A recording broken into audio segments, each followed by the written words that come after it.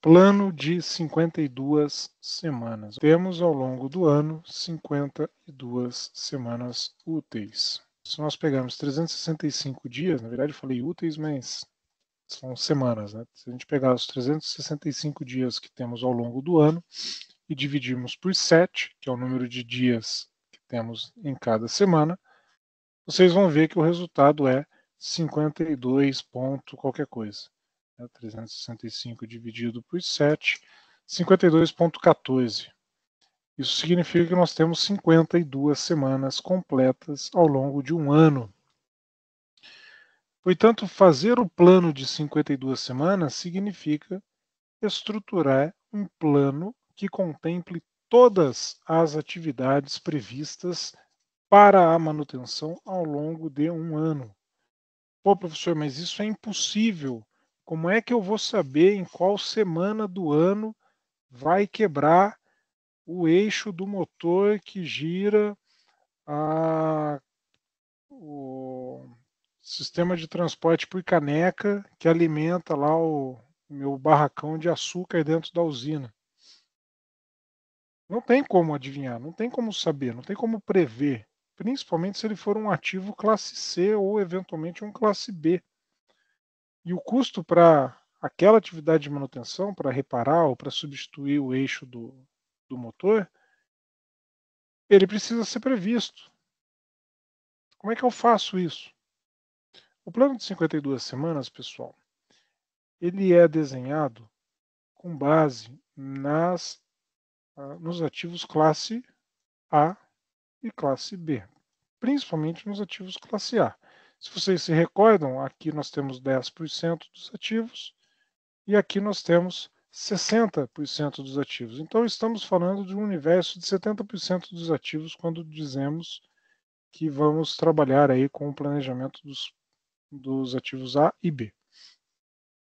E eu sei que os 30% dos ativos classe C, em termos de custo de manutenção, então, para o custo de manutenção, esses 30% reunidos representam menos de, sei lá, 10% do custo total que eu tenho de manutenção no ano. Ou seja, se eu fizer um planejamento que envolva, que inclua os ativos classe A e classe B, basta acrescer 10% aproximadamente daquele valor que eu estou contemplando os ativos classe C no meu planejamento. Isso serve para quê? Isso serve para o seguinte: nesta época do ano em que estamos, setembro, caminhando aí já para o final do ano, normalmente em setembro o pessoal começa a falar de budget, organizar o budget da empresa para o ano seguinte, ou seja, vou organizar o orçamento, vou organizar a grana, o quanto eu tenho de dinheiro disponível para cada departamento dentro da empresa. E aí eu, como gestor de manutenção, vou prever ali ao longo do ano, aqui para o mês de janeiro, para o mês de fevereiro, para o mês de março, para o mês de abril, maio,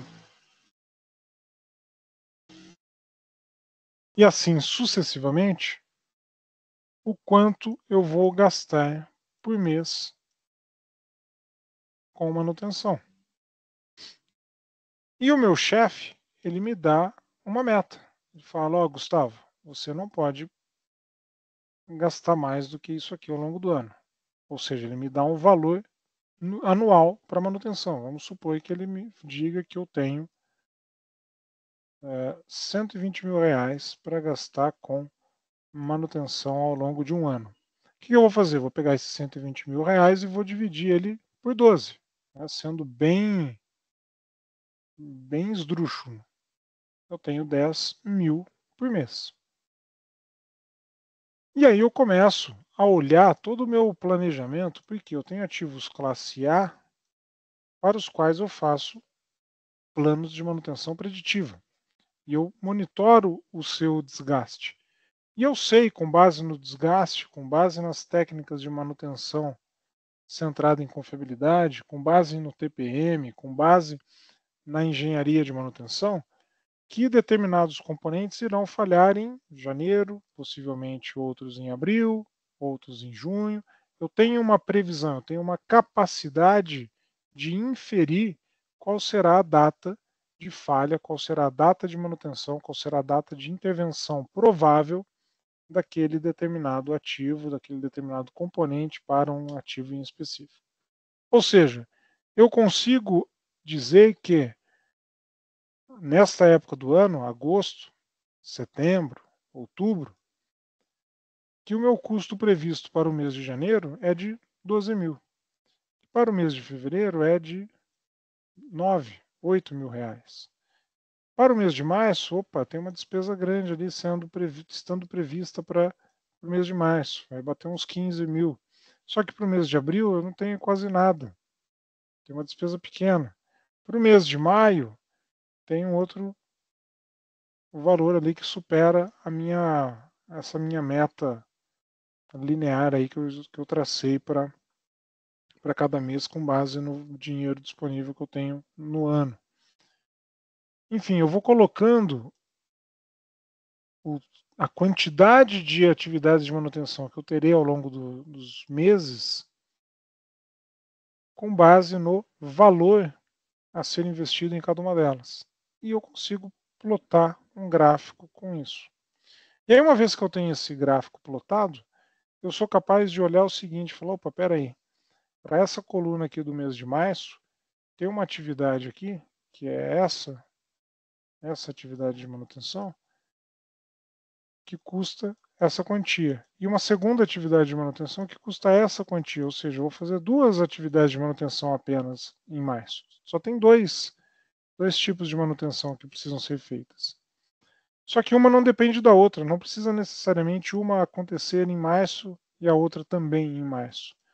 Portanto, eu posso avaliar a possibilidade de pegar essa caixinha aqui, por exemplo, e deslocá-la para o mês de abril. Porque eu coloco ela aqui e eu consigo ficar abaixo dessa meta.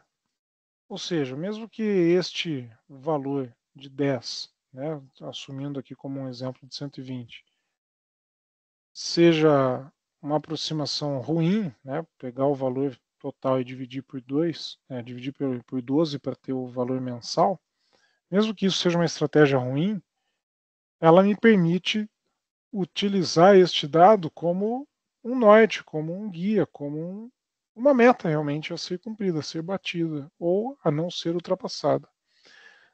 A depender do tipo de ativo, o mercado, o tipo de perfil da empresa que estamos avaliando, esse tipo de estratégia não faz muito sentido. Que é o caso das usinas, por exemplo, que basicamente toda a atividade de manutenção que elas realizam se concentra no período de entre safras. Não faz sentido eu dividir por 12 o budget que eu tenho e dizer, eu preciso ficar abaixo desse custo mensal. Porque vai entrar o período de entre safras e eu vou gastar muito mais do que aquilo. E no período de safra eu vou gastar muito menos ou nada daquilo que está previsto como meta. Então essa maneira de estabelecer qual é a meta, ela varia conforme o segmento de atuação de cada empresa, varia conforme o tipo de mercado, varia conforme, obviamente, as decisões da gestão. Enfim, isso aqui é só para a gente ter uma ideia de como organizar os custos por mês para ficar dentro aí de uma meta, dentro de um limite estabelecido. E de que modo a gente consegue fazer isso? Como eu mencionei, por meio das atividades de manutenção preventiva e preditiva, principalmente,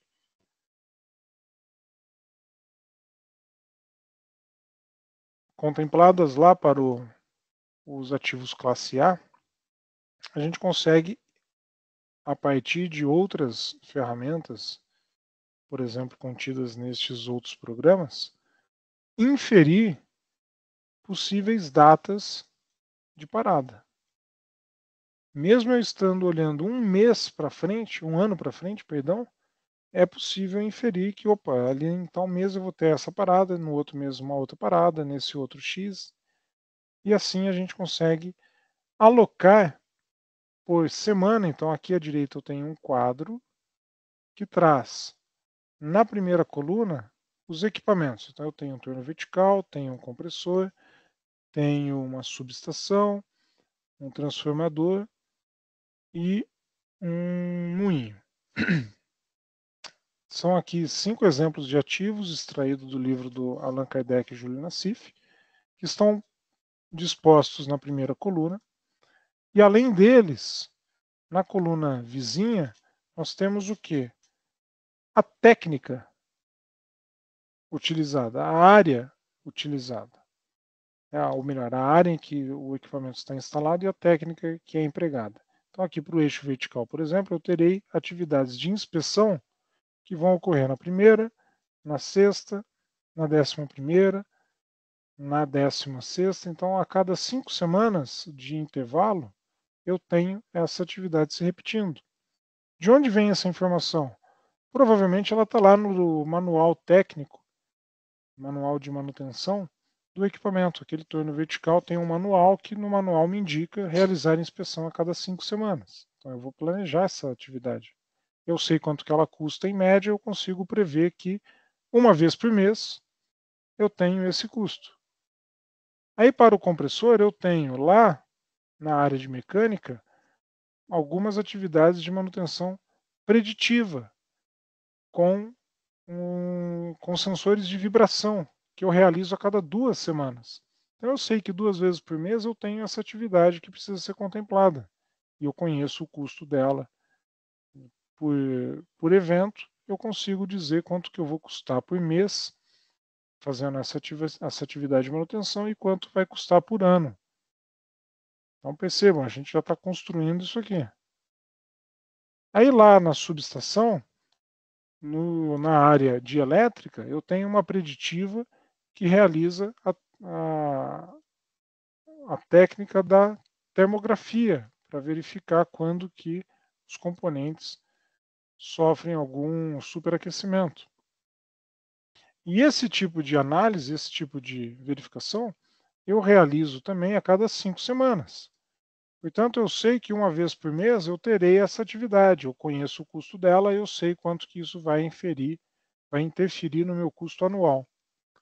De igual forma, um transformador e um moinho, cada um com a sua técnica indicada, com a sua atividade de manutenção atrelada, com a sua frequência e, obviamente, com um custo associado. Eu conheço tudo isso, eu consigo distribuir as atividades ao longo das semanas, das 52 semanas que compõem o ano, e a partir disso eu consigo também estimar a minha carga de trabalho, quanto que eu vou precisar, não só de custo, de dinheiro, de investimento, mas também de pessoas. Eu consigo olhar para esse cronograma e dizer, eu vou precisar contratar X pessoas em tal data, desligar Y pessoas em tal data, com base nessas informações. Atualmente na empresa eu tenho feito um cronograma, estou finalizando um cronograma futuro de atividades a serem desenvolvidas, com base nas metas da empresa para o departamento de engenharia.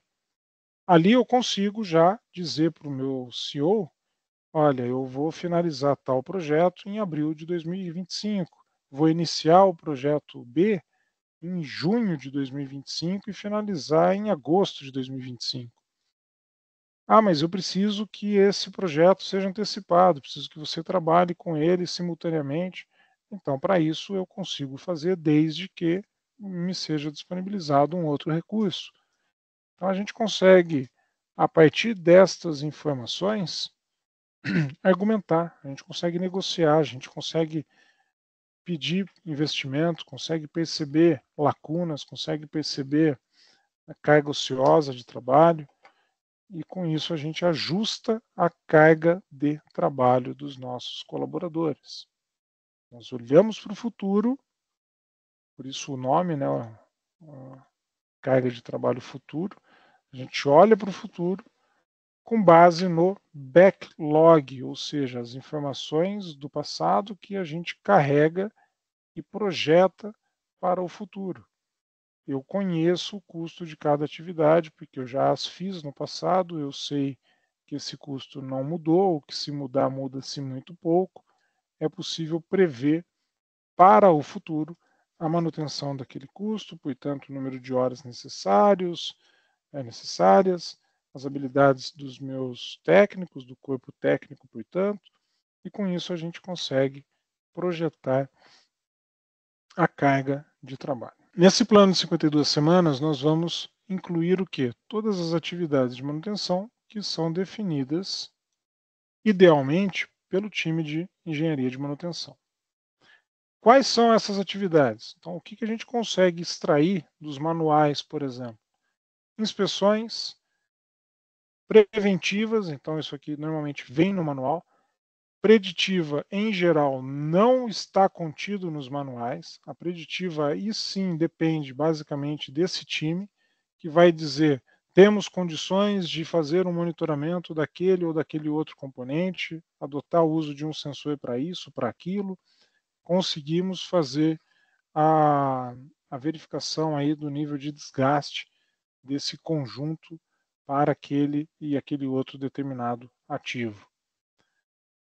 Planos de inspeção para atendimento às NRs, isso aqui em geral é uma atividade também vinculada à engenharia, não somente engenharia de manutenção, mas também a engenharia de segurança, porque as NRs são normas regulamentadoras e que implicam a segurança do operador, então é comum que esse time de segurança esteja vinculado à manutenção quando diz respeito aqui aos planos de inspeção para cumprimento às exigências das NRs. E também os planos de lubrificação. Então, inspeções rotineiras, lubrificação e preventiva, em geral, estão contidas nos manuais dos ativos. Portanto, já a informação fornecida pelos fabricantes. Não é nada que precisa ser desenvolvido e que seja muito diferente dos demais e que dependa ali da atuação específica do time de manutenção. Eventualmente, em se tratando de ativos muito antigos que não têm manual, vai precisar. Ou ainda, equipamentos que possuem manual, porém que foram adotadas algumas estratégias adicionais visando a melhoria do equipamento pelo próprio time da empresa, pelo time interno de manutenção. Então, isso leva-se em consideração e deve ser acrescentado, além das informações do manual.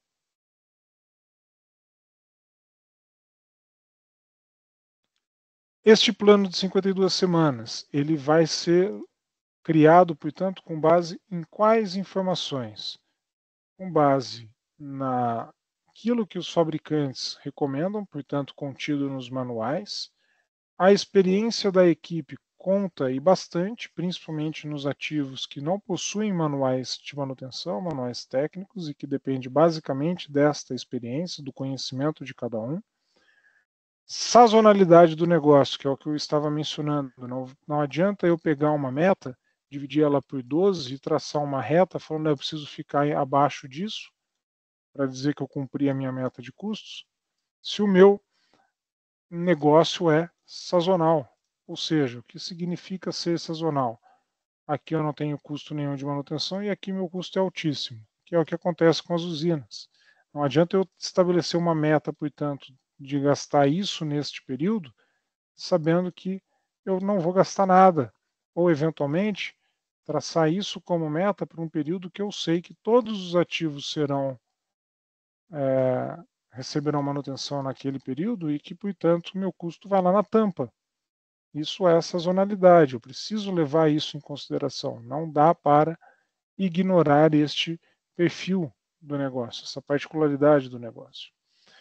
Histórico dos equipamentos, que é o que eu estava mencionando ali. Se eu consigo traçar para o período de entre safras, por exemplo, os custos por ano, então pegando lá desde, sei lá, tem registro desde a década de 90, então tá bom, vem 90, 91, 92, até 2023. E aí você consegue verificar as mudanças de custo que se teve ao longo do ano. dos anos, perdão. Então, a partir disso, é possível traçar algumas análises, traçar algumas metas, alguns objetivos. Pode existir erro? Claro que sim. Porém, quando se faz um estudo robusto, sustentado por estas informações, a chance do erro é minimizada, a chance do erro existir. Tá? O nivelamento dos recursos que aparece aqui está relacionado àquela estratégia que eu havia mencionado no início, né, de traçar uma reta. Estou gastando isso aqui, estou gastando isso aqui, estou gastando esse outro aqui, aqui.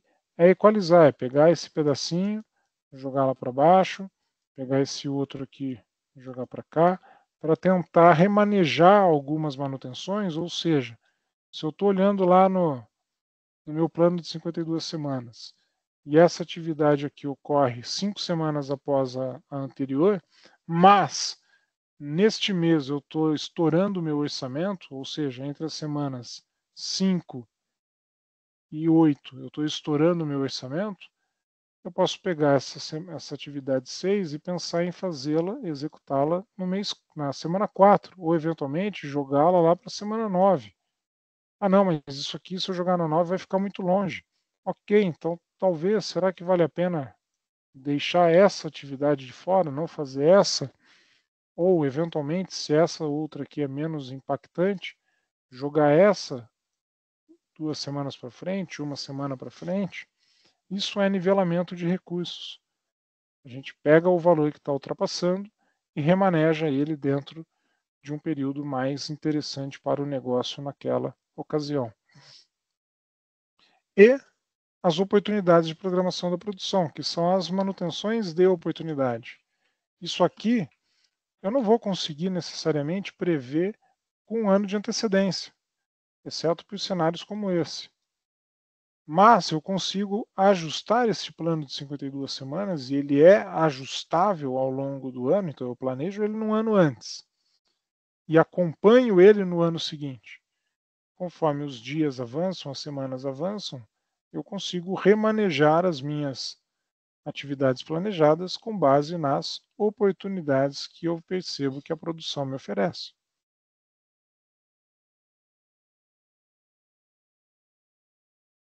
Então a gente vai deslocando as caixinhas com base não apenas no nivelamento de recursos, mas nas oportunidades que a produção acaba por oferecer.